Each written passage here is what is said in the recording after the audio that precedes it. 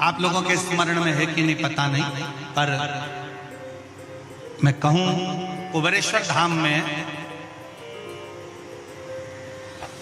जहां पर कंकर शंकर शिला रखी है बड़ी वाली, आप लोग गए? कौन कौन गया है? जरा हाथ उठाओ तो जरा, सब गए हो?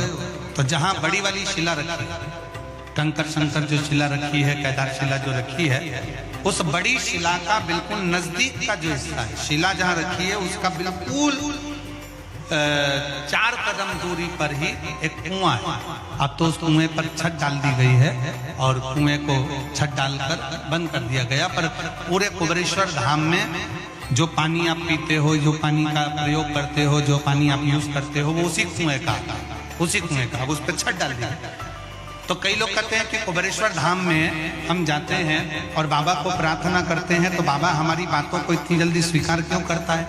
काशी में हम जाते हैं तो काशी में बाबा हमारी बातों को क्यों स्वीकार करता है? उज्जैनी जाते हैं तो उज्जैनी में क्यों स्वीकार करता है? मल्लिकार्जुन जाते हैं तो मल्लिकार्जुन में क्यों स्वीकार करता है?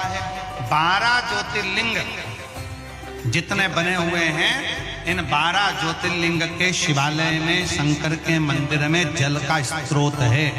जैसे विश्वनाथ जी के मंदिर में, काशी में ज्ञानवापी है, जैसे उज्जैनी के अंदर महाकाल मंदिर में ही सरोवर है, जैसे मल्लिकार्जुन में जब दर्शन करने जाते हो तो पास में एक कुआं है, उसी तरह प्रत्येक शिवालय में भीमाशंकर चले जाओ, त्र्यंबकेश्वर चले जाओ, तुम्हारी मर्जी पड़े जिस ज्योतिर्लिंग में जाओगे। आप केदारनाथ जाओगे तो ओम कुंड है, ऐसे जितने जितने ज्योतिर्लिंग का दर्शन करोगे, प्रत्येक ज्योतिर्लिंग के नजदीक में, ज्योतिर्लिंग के अंतर्गत, ज्योतिर्लिंग मंदिर के अंदर एक ना एक शिवालय के पास में जलाशय रहता है।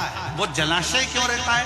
उस जलाशय के अनुकूल जब हम अपने मन की कामना करते हैं, वहां बैठकर आराधना करते हैं, तो भगवान शंकर पर उस जलाशय का जो पानी शिव पर चढ़ता है, तो हमारे मन की तरंगे शंकर स्वीकार कर हमारी झोलियां भर दे।